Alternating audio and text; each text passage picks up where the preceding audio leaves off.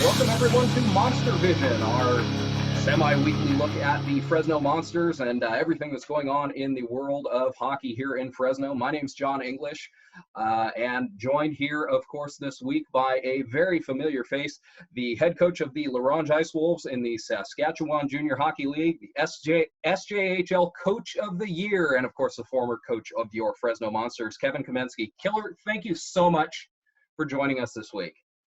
Thank you. Thanks for having me, John. You guys had a great season. Of course, you were cut short like everybody else, but you guys were in the playoffs. Give us a little bit of a rundown on how the Ice Wolves season went there. Well, I'll tell you what. It was a pretty special year.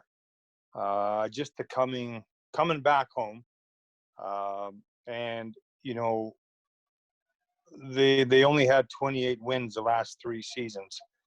And to do what we did, like I said, it was a special year, both on and off the ice. Like you said, these kids, man, they did every promo that was asked of them and then some. I mean, they went out, you know, a lot of players stayed at the billet families, like with kids that were in minor hockey. So they would go out to their practices and teach and help out and all that stuff. And you know, like you said, schools and you know, native dances and just you know, it's a different culture up there, and the guys really took to it, and it was it was phenomenal. Then obviously on the ice, you know, with 33 wins, and I mean, it's fortunate to get Coach of the Year, which is always a little feather in the cap, you know, amongst your peers.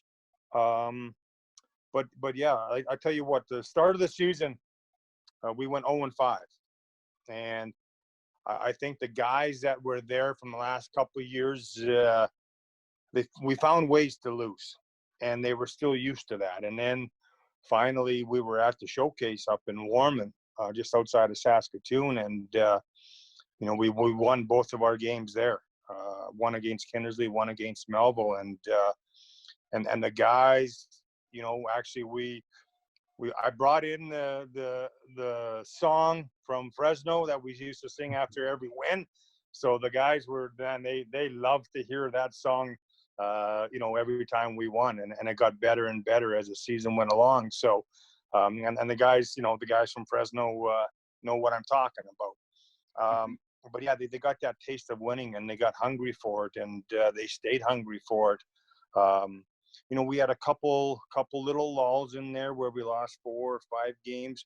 So that's where we got to curb that a little bit to where, you know what, let's cut that down to 2 losses. You know, try not to lose 2 in a row.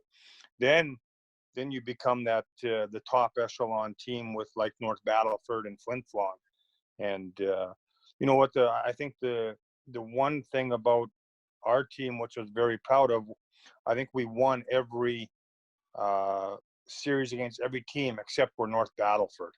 And, you know, to say that, you know, in the dismal years that Larange had, I mean, it was quite the feat, because I tell you what, Flin Flon, Nipawin, Melfort, not North Battleford, North Battleford, we didn't win, but all these other teams, man, they were very, very good teams. And to say we did that was, you know, was a really good accomplishment. And it just shows what kind of character that we brought in as my head scout Rob Fiola and his scouting staff, and my assistant coach Galen Patterson. So it was a great team effort, and like I said, the boys bought in to the foundation. You know, just like we did in Fresno, nothing changed, and the boys bought in, and like I said, they got that taste of winning, and they never looked back. Now, just so people, you know, understand, that Larange franchise was 100 games over 500 over the previous 3 seasons before you got there. And this year you wind up in the playoffs. You had another one of our old friends, Dalen Mannon, up there with you. How do you turn a team around like that? How do you, you know, top to bottom like that? You know, how do you, going into that as a coach, what did you do to make that happen? You know, aside from getting players to buy in, you know, is it just getting new players and recruiting? Is it what was your game plan there? Well, like I said, I was all, except for the guys that were there last year, and I just went off what my assistant Galen Patterson told me about him, and so I knew we had great character and leadership. We had guys who could play 200-foot games and obviously score goals and all that stuff, and good defense. So now we got to try and build around that. And obviously, Galen Mannon was a huge part of it. And, he led our team in scoring. He was fourth in the league overall in scoring. And, you know what, and I still think, his 200-foot game got better this year as well. I mean, I thought he blocked a lot more shots. He sacrificed his body a lot more. He was getting involved in the physical aspect of the game. But then again, and I was just texting with a scout today that he asked me about Dalen. I just said, this kid loves to score goals. And that's what he does best. Like, I don't know how many times I thought he's behind the goal line, and then all of a sudden he throws a backhand, and it's like there's not much room at all, and he finds that space right between the neck and the pipe, and it goes in. Like, he must have had about 4 or 5 of those goals this year. Then he did a lacrosse goal as well. I mean, the kid is fun to watch. And with everything that went on at the end of the year, there were some tears when we left, but he just said, Killer, this was the most amazing, and I had the most fun in junior hockey that I ever had. And that's, to me, that's what it's all about right there. I know I'm talking to some people right now we're trying to get him that Division I scholarship. So hopefully that pans out. If not, then maybe we look for him to go pro. But like I said, now back to piecing the puzzle together, to get that right chemistry. You know what? I thought we had the goaltending at the start of the year, and that didn't pan out. And we brought, a kid in, and he, like you said, he was, I think just towards the end of the year, he was leading the league in wins and shutouts. And then we had also made a trade for a 6'4" goalie out of the Alberta Junior League, Cannon, Xavier. And when Liam McGarva got a little suspension there, Cannon came in and he went, I think, 8-1-1 down the stretch, and then he played awesome in the playoffs. So that part was really good on the defensive side, and I think another part throughout the season we made a really good trade that really helped us out. And this is why you got to go scouting during the summer. I seen this kid up in Calgary at the Stick Showcase, and it was the first game me and Patty, we walked in, and first game this kid made 2 unbelievable passes, and he got in the rush and had a good opportunity. And I'm like, okay, who's this kid? We got to get this kid. And I looked down, and he was already with the Melville Millionaires. So whatever that kind of, obviously we couldn't touch him. We couldn't talk to him at all. And then during the year, Melville had called, put him on the wire. And we kind of jumped all over it. And he said, well, why don't we make it big? We said, I got, when we throw this centerman in and one of your D. And we did. And man, what we really took off as a team with James Philpott on the back end, and he was our top D man with 50 points this year. And then Booker Chalk Elias came in, and it was funny because so we played Melville the very first game after that trade, and I think Booker had 2 goals and assists, and Philpott had a goal and 2 assists. However, it worked out. So, but they were both excited to be in Larange, and like you said, we had found with Booker a centerman to make little plays and also score goals, and really good at setup man. And then Philpott just really, really anchored and our D-man back there. And and he thrived off. They both thrived off with the systems that we ran this year. Now, you mentioned, kind of putting the team together. Obviously, this isn't how anyone wants their season to end with the situation that everybody's dealing with. But what's your outlook like and your preparation in terms of next season, given the circumstances? How do you recruit? How do you prepare in a situation like this? Is it all video, or do you have some trips planned or anything to look at some guys, or how does that come together for next season? Well, I'll tell you what, everything it's going to be tough. It's going to be a crazy time when hopefully this virus goes away sooner than later here, because I mean we've had to cancel our actually all showcases and camps are done until June right now. So like I said, all the showcases that I've gone to, which I usually go to about 8 to 10 a year, or in the summer, to recruit.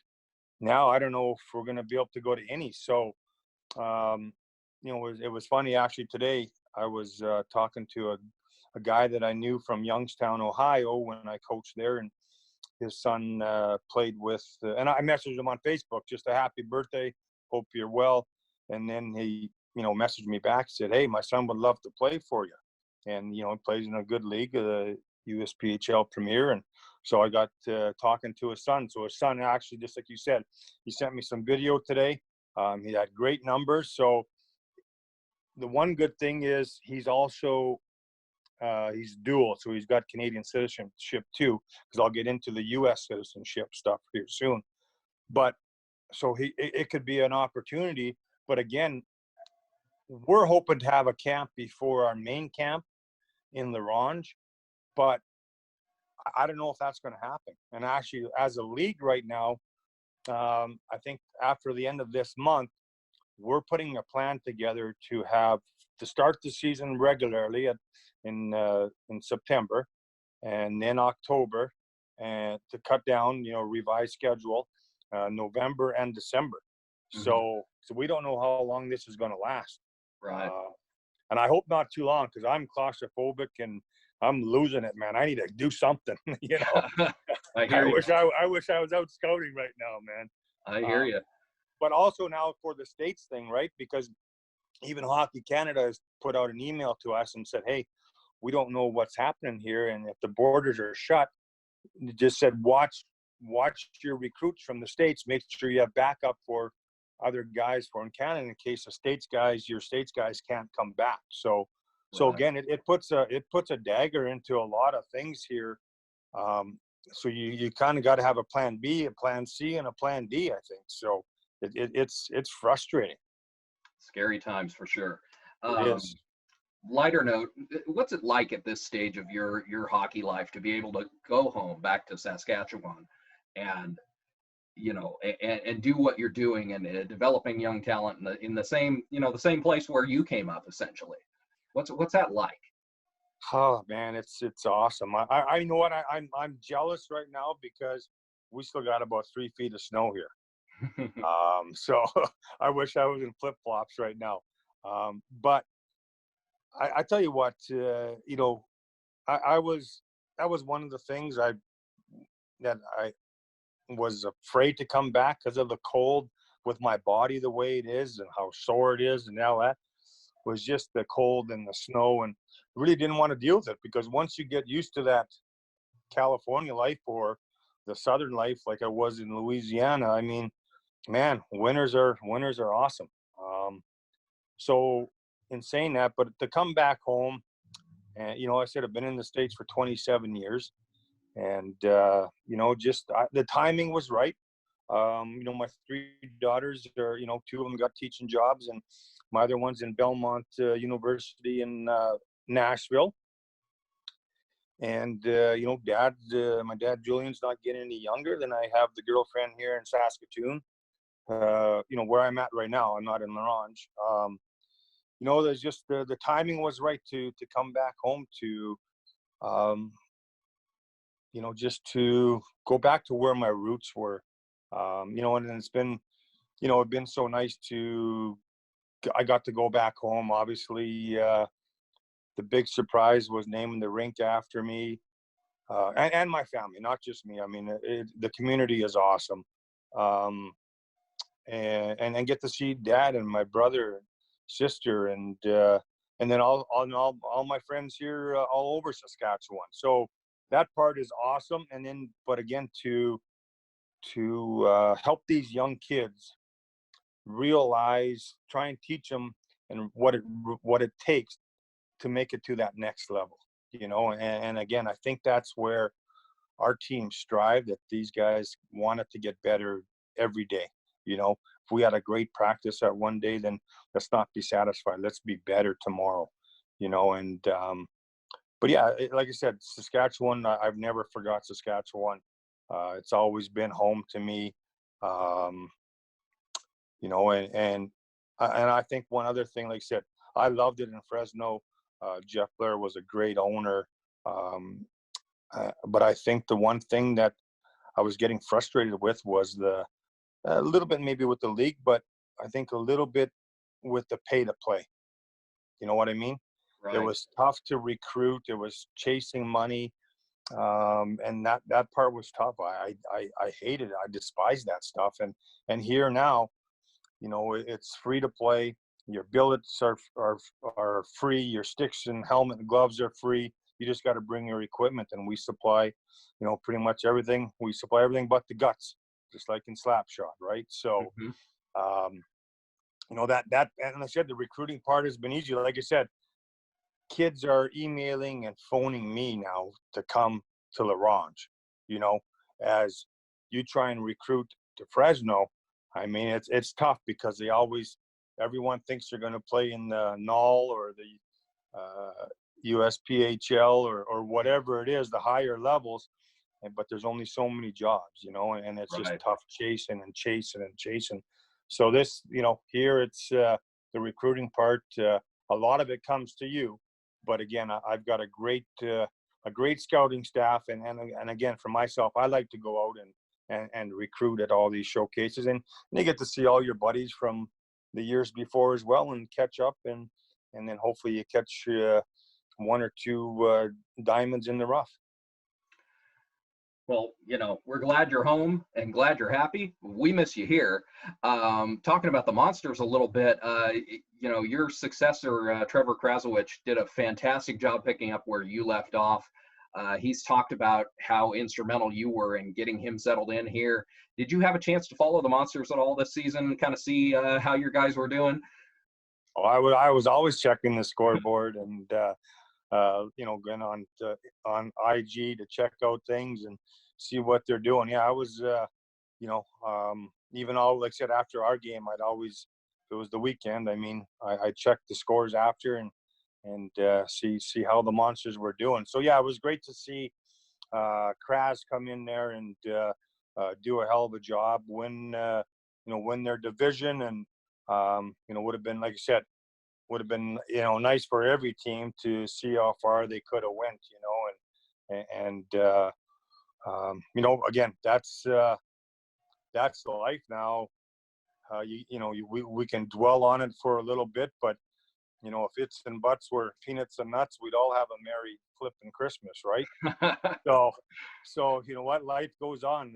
It's a new day today, and like I said, whatever Kras has got to do to recruit, I got to do the same thing here against all these other coaches and everything else to try and get the best team possible and get ready for next year as if we were playing next year. So, right. Let's talk a little bit about your NHL days. You were drafted by the North Stars back in '87. I heard there's an interesting story about how you found out you were drafted. Can you tell us about that? Yeah, for sure. It was interesting because my draft year, I can't remember, and I always say I'm going to find out the rule, but I could only go in the first 3 rounds that year, and I can't remember what it was, but anyway, my agent Donnie Mann said, well, you're kind of projected for probably 5th or 6th, or 7th round.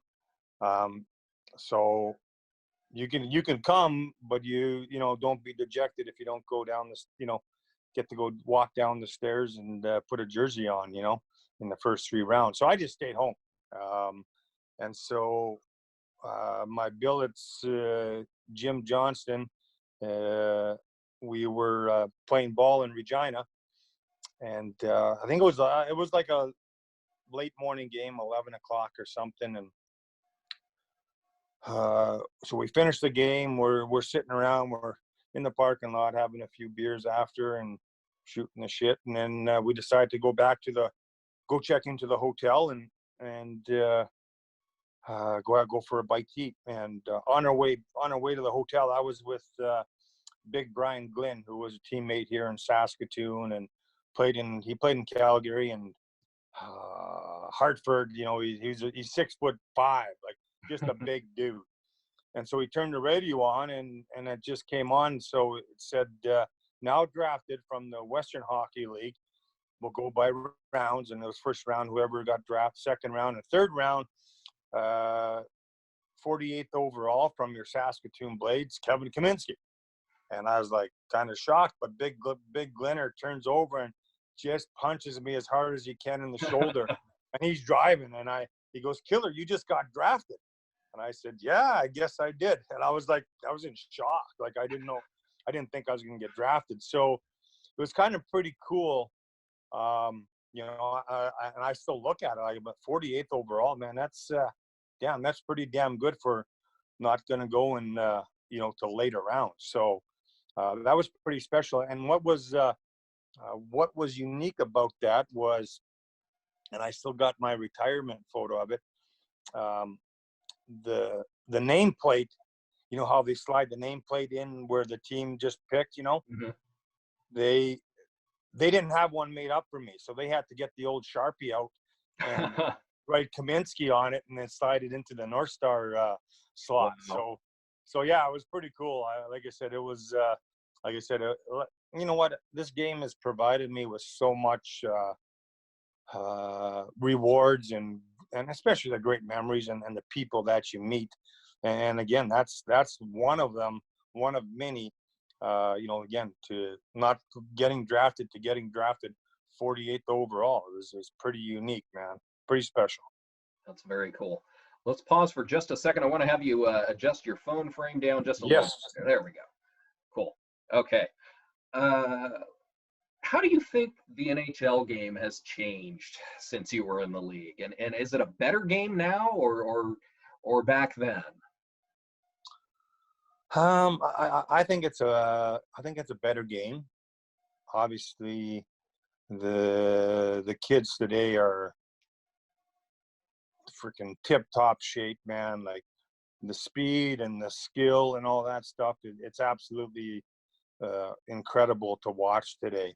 Like I said, I think the intimidation factor is still in the game. Like I said, in La Ronge, we have a smaller barn. It's not your regular 85 by 200 feet. It might be 80 by, I think, 190. So our barn is a lot smaller. So, and for myself, I still like the physical play. I think the intimidation factor is there. If you can get on the body, like I said, I thought we had a tough team. Not too many teams wanted to fight us. We tried a lot, but again, I told our guys, I go, that's today's game. It's more of the chirping. It's more of those mind games. You say you're gonna fight, they fake drop the gloves, and then they skate away, kind of stuff like that. I just like, you know what, fellas? I mean, let's if you're gonna do it, let's do it. I wish these mind games, whatever, would just be gone. So, but again, like I said, the speed, the skill, the goaltending, the size of these kids that they're doing everything at full speed. Like I said, back then, I mean, it was, a lot more, I think a lot more physical, a lot more hard nosed. And it was, every night someone's going to pay the price, because a lot of teams back when I played, had 3 or 4 guys that could fight. Now you don't. Do you even need a guy? I don't know if a lot of teams have guys that one guy. But today, that one guy, he has to be able to eat some minutes up today. If he's not going to fight, he's got to be able to play the game as well. So, but I like the game the way it is. I mean, it's man, the speed today it's crazy. I know I wouldn't have been able to last in today's game. I would have had to really work on my whole game in order to make the lineup in today's game. Wow. So you were still a teenager when you made your NHL debut. Tell us a little bit about that. Yeah, well, I went to I think it was my second camp in Minnesota when I was 19, and I had a really good camp and had some good exhibition games with some big hits and a couple assists and a couple good fights, and so they decided to keep me. And we started on the road. I think we were on a 3-game road trip we were doing. I know we did Montreal, Quebec, and maybe it was Toronto. I can't remember, but the very first game was for myself was in Montreal at the Forum. And as a kid growing up in Saskatchewan, I think we only had 2 channels back then, and Saturday night, if we weren't playing minor hockey, that's what we did as a family. We watched hockey.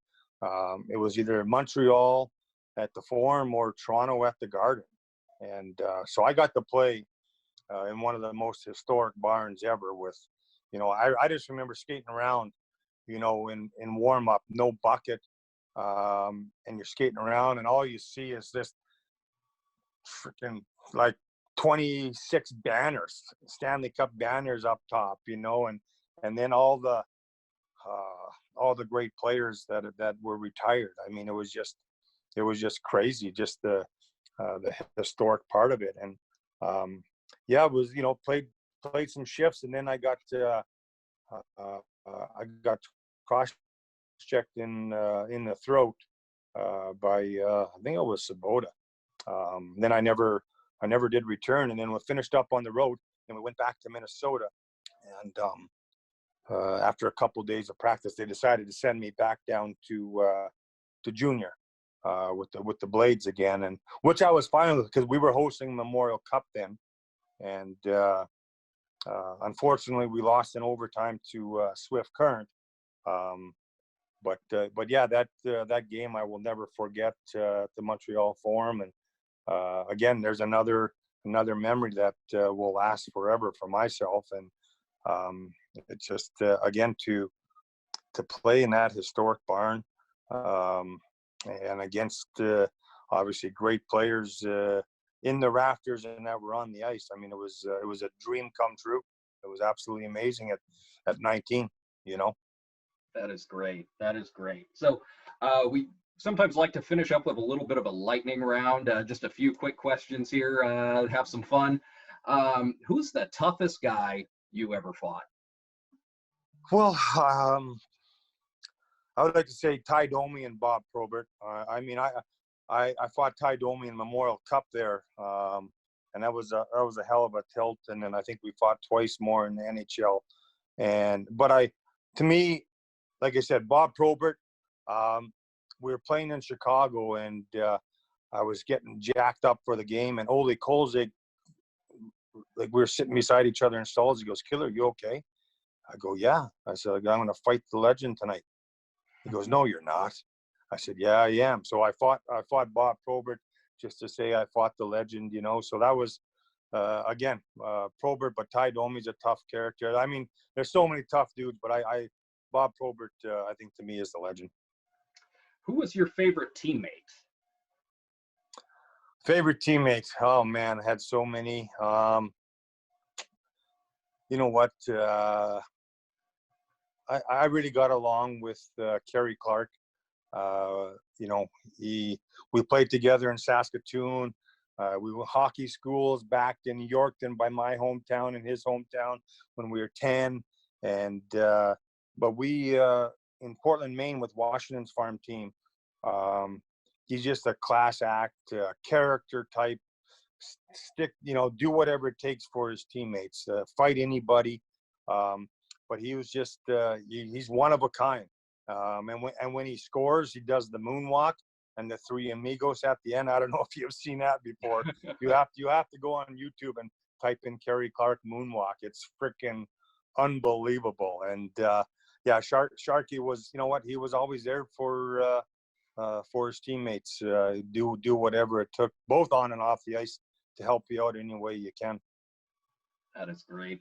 Now, everyone's got that one crazy photo that follows them around. And someone sent me one of you with your head in an alligator's mouth. Tell me what's going on there. Oh, gosh. I was, I started watching the Swamp People. And actually in Louisiana there where I was coaching, had the opportunity. We got him to the game for a promo. So I got to meet them all before the game and all that stuff. But there was a alligator hunter heard that I wanted to go out. So he came to the office, sat down with me and said, okay, let's meet this Friday. Come out to, where we have the store, and we'll hit the boat. And he had 4 tags left. And so actually before we even get going out to the lines, he gets a call from the little marina, a couple of miles down. There's a gator in the marina. So I don't know if you ever seen them do the treble hook throw, and then they see the little bubbles and they try and put it just ahead of them, and then they reel it in. Well, he snagged that gator, man. And I tell you what, our boat was facing this way, and this gator was going this way. That thing snapped us around and took us, and then eventually. Because there was houseboats in that marina too, and he went underneath the houseboat, and then our boat hit the houseboat, and then boom, he just snapped off the line. But so that was that part. Then we go out to check the lines, and the first one I pull up is 10'6", 345 pounds. This thing is a freaking monster. And I tell you what, I was. You see it on TV all the time, right? Like I watched every episode I could of the Swamp People, and this thing was huge. And then there was a bunch of weeds on top of his head. So Jude Miquette grabbed the weeds, and he said, "Okay, now just hold it steady." So you're trying to hold the 10'6" gator steady. He had I think it was a 340 Magnum. I'm not good with guns, but a pistol, and shot him 3 times on top of the head. Then we rolled them into the boat, and then we went on to get 2 8-footers and a 7-footer the rest of the day. And so after we had a little fun, we were got him out on the lawn, where we docked the boat. And I was just doing some crazy pictures, and he was dead, obviously. So I lifted his jaws up and stuck my head in his mouth. So, yeah, like I said, again, different culture in different states.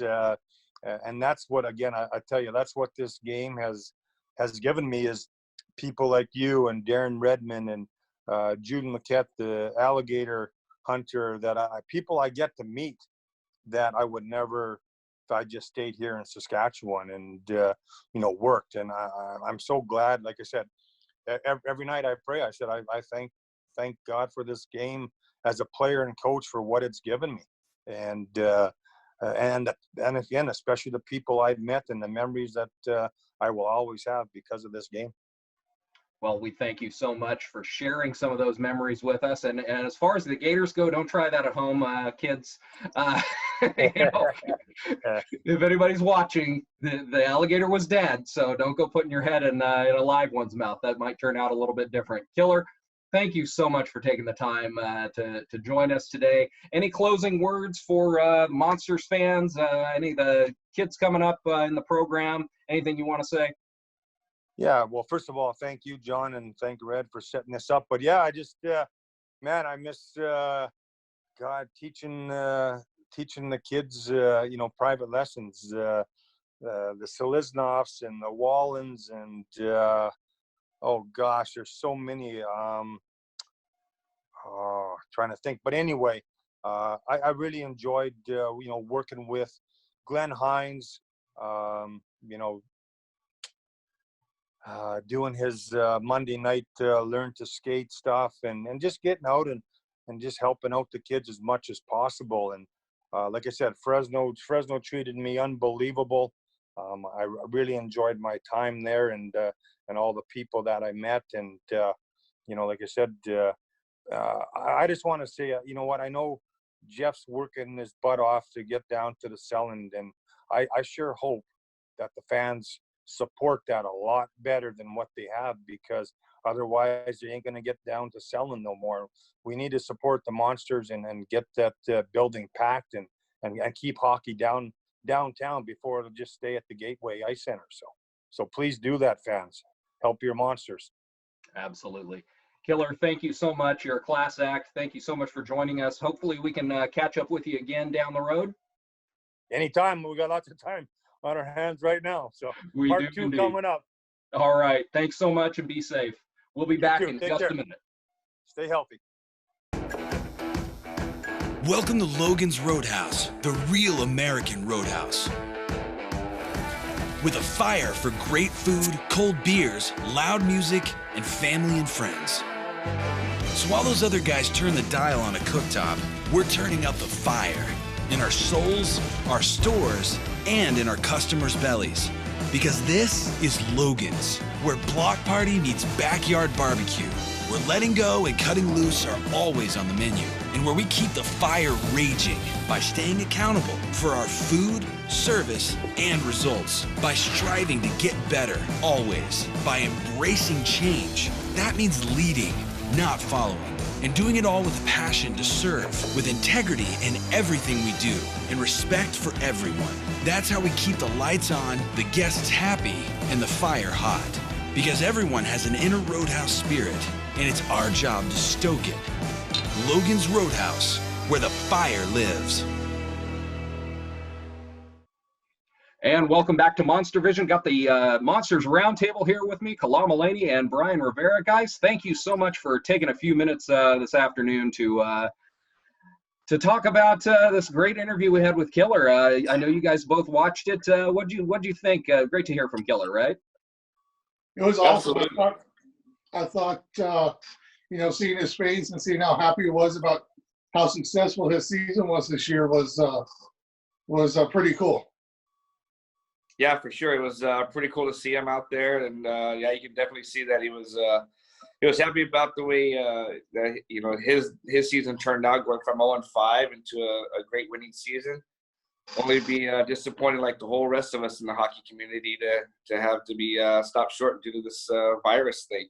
Right. In looking at and doing a little research for the interview with Killer and everything, and looking at how Laurent performed before he got there, I can't think of a time that I've ever heard of a franchise going from 100 games under 500 in the 3 previous seasons to making the playoffs, at any level. I mean, the turnaround that he put together there is just fascinating to me.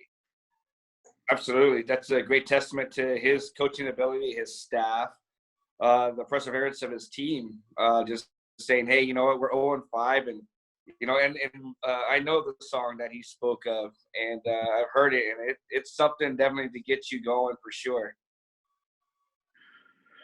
Yeah, you're right, John. Coming back and seeing a team at that, like you said, at any level, being 100 games below is and then making a turnaround is just, like Klaus said, a testament to the man himself and what kind of work he can do as a coach. And obviously it was a complete joy here to watch him, and we were completely thankful for the program that he left here for us to watch. Absolutely.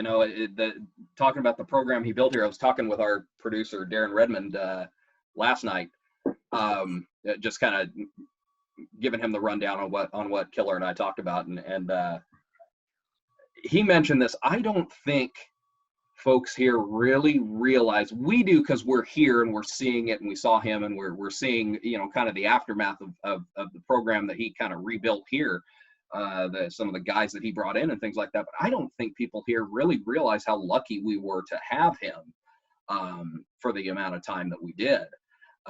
You know, from everything that he was doing, you know, both with working with kids and the community efforts and things like that the team does, to putting together this team that's performed so well. We were really fortunate to have him here. Yeah, absolutely. You know, Go ahead. I'm sorry. Go ahead, Riv. Yeah, you know, just the hockey community, for me growing up and playing and doing the things, you know, it takes a very special group of people to run an organization, all the way down from the ownership to the head coach to the players, to buy in and make something successful. You know, and Killer knows that from his experience, you know, that you got to get people out in the community to, you know, the kids out in the community to build the program, to build a something to watch, something for people to go see. And I know he's done that all throughout his career, you know, when he was playing as part of juniors and pros and everything along the way. And it's something that people don't think of as something that's really needed to build a program.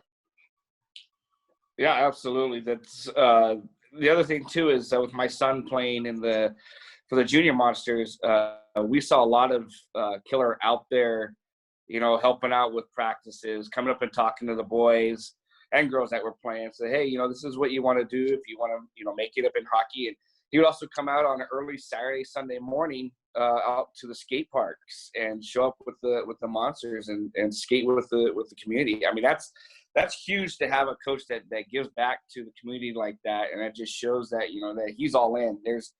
He doesn't come to the game, coach, leave. He was definitely all in, and it's a rare thing to find, and again, that shows in his coaching ability here in Fresno and back home in Saskatoon. Absolutely, and I mean, you know, the hearing that he's still following the team here too. I liked hearing that he was, you know, checking in on the Monsters, seeing how they're doing, and I know he's you know, in touch with Kraz all the time as well. But you know, it's great that he still feels some roots here too. Yeah, you know, Fresno, as big as we may think the town is, it's still very small townish. I know a lot of former Falcons that I don't get to see every once, you know, a whole lot. They still ask, you know, how's the kids program?